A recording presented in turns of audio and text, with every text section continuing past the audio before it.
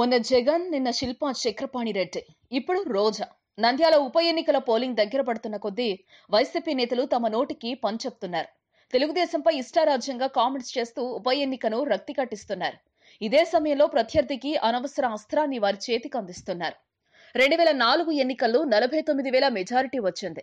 ఈ ఎన్నికల్లో ఒక్క ఓటు తగ్గినా మన మొగోళ్లం కాదు, ఆడోళ్లమే అని వ్యాఖ్యానించిన శిల్పా చక్రపాణి మాటలపై నంద్యాల తెలుగు మహిళలు ఆగ్రహం వ్యక్తం చేశారు. మరోవైపు మంత్రి భూమా అఖిలప్రియపై రోజా చేసిన ఘాటు వ్యాఖ్యలను కూడా టీడీపీ నేతలు తమదైన శైలిలో తిప్పికొడుతున్నారు. కట్టుబొట్టు లేకుండా చుడీదార్లు వేసుకుని తిరిగే నువ్వా సంప్రదాయం గురించి మాట్లాడేదే? శోభా నాగిరెడ్డి రక్తం పంచుకొని పుట్టి ఆమె ఆశయాలకు తూట్లు పొడుస్తున్నావు. తండ్రి చనిపోయి 24 గంటలు గడవక ముందే మంత్రి పదవి కోసం అసెంబ్లీకి వెళ్లావు. నీవు లేడీ పప్పు అని అఖిలప్రియపై తీవ్ర పదజాలంతో రోజా విరుచుకుపడ్డారు. దీంతో రోజాపై టీడీపీ కార్యకర్తలు అగ్గిమీద గుగ్గిలమవుతున్నారు. సినిమాల్లో ఎక్స్పోజింగ్ చేసి వచ్చిన రోజా తమకు సభ్యతా సంప్రదాయం గురించి చెబుతోందంటూ ఓ రేంజ్ లో ఆడుకుంటున్నారు.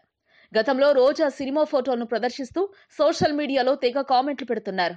అఖిలప్రియ మాత్రం రోజా తనపై చేసిన విమర్శలను లైట్ తీసుకుంది. రాజకీయ విమర్శలు చేస్తే సమాధానం చెప్తా, వ్యక్తిగత విమర్శలు చేస్తే ప్రతి విమర్శలు చేయటం మా సంప్రదాయం కాదని తెలివిగా సమాధానమిచ్చింది.